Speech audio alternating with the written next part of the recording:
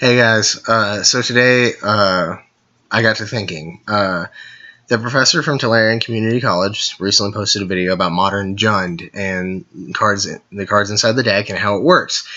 And it's a very grindy deck.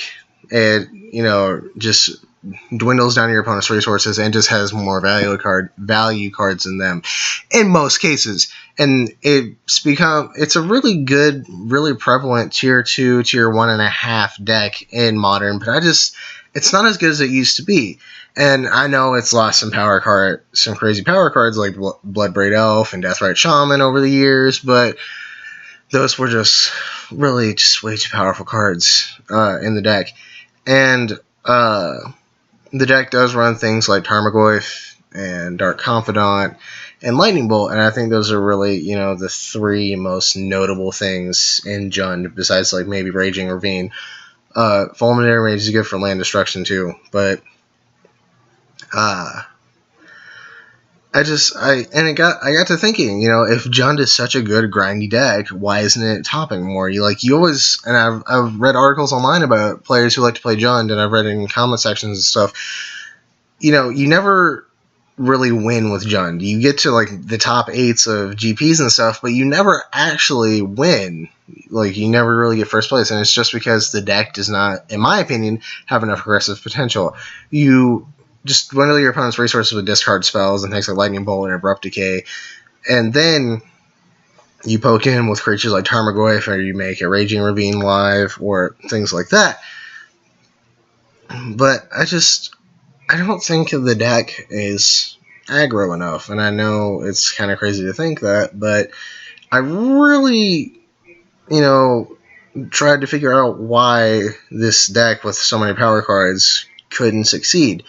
And so I looked at it, and a majority of the power cards in Jund are in green and black. Not all of them, don't get me wrong, but a lot of them are in green and black. Dark Confidant is black, Tarmogoyf is green. You get all the great green and black spells, like things like Ogari Charm and Abrupt Decay and Maelstrom Pulse. And then you get the hand removal of black, which is Inquisition of Kozilek and Thoughtseize, and the monster removal, which black has too many monster removal cards, man. And you get Liliana of the Veil, which is a very, very potent card, which is why it's a crazy price right now. But a lot of the red cards you could honestly do without. And that got the gears turning in my head a little bit. So what I did was I looked at a lot of lists for Jund decks online, and I looked at the most popular cards. And I thought, well, what other deck could this be really similar to? And I found a solution. Abzan. Junk. And I personally like the Junk. I personally like the Abzan color combo more than Jund, because granted, Jund is all about value plays, but I think Abzan, with the addition of white instead of red, you get more value out of your cards. And so I didn't really put together like a full deck list, but some of the cards you could take out if you switch out the red for white. And so we'll just talk about the cards you lose. So basically what I'm saying is, if you've built Jund and you're tired of being this close to winning, so close, top 8, but you just never really pull number 1, I think you could convert the deck, and you could take out the red part of the deck and convert it into Abzan, because the majority of the good and expensive cards you already have. So if you take out red, you lose a fair amount of cards. You don't have Lightning Bolt anymore, which is probably one of the most staple card in modern. You lose a lot of artifact hate. Let's just say that.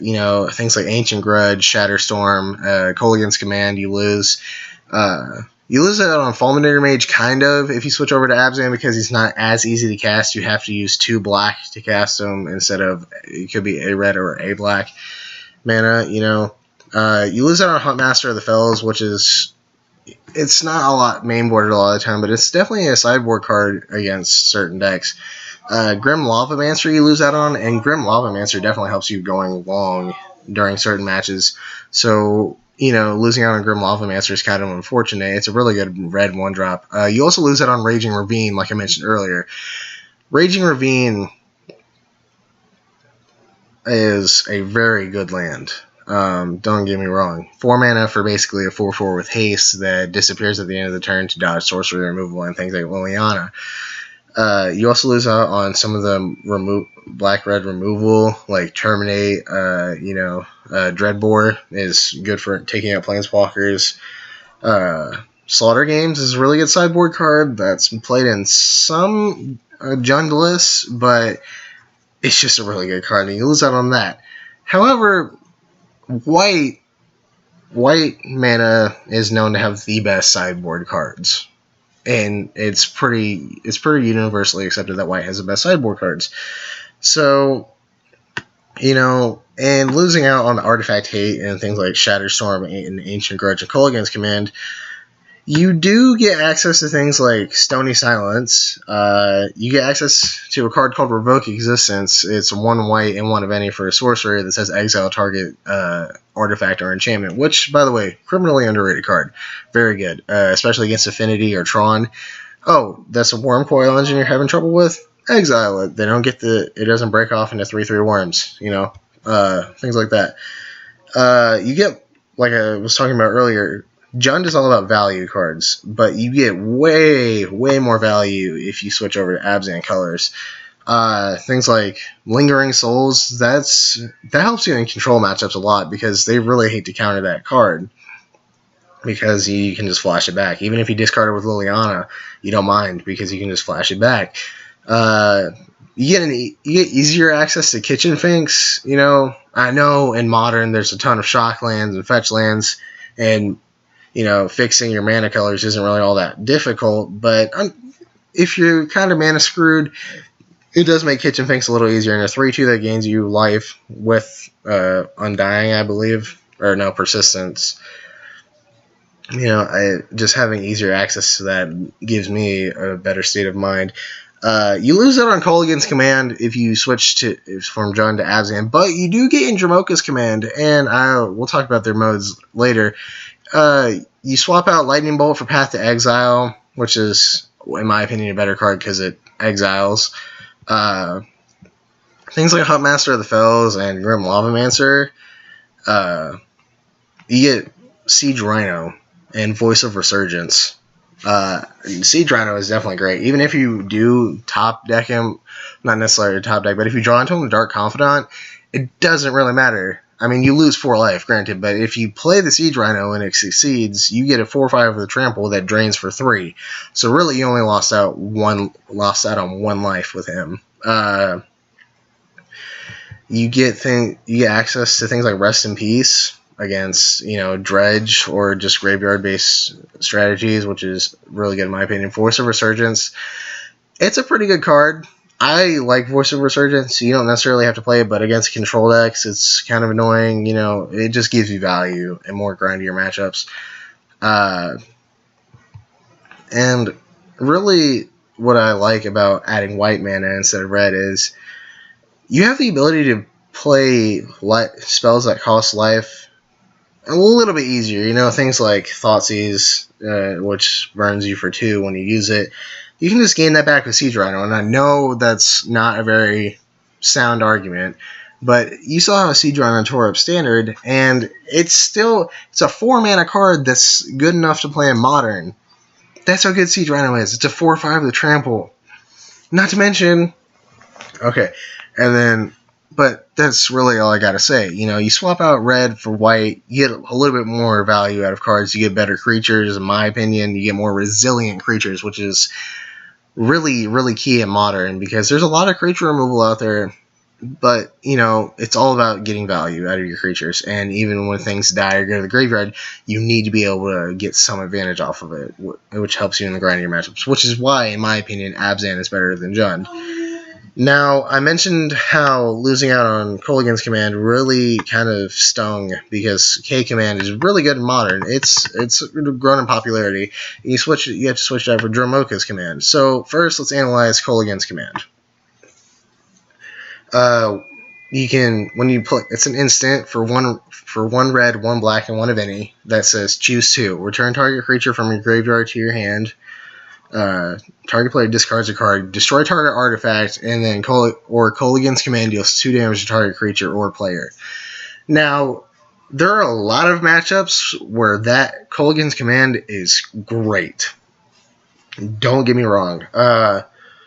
Especially in Jund, more so in Grixis Control, which has kind of taken off recently, but being able to return a Tarmogoyf from your graveyard to your hand and then having your opponent discard a card or just kill a small creature all at the same time is great.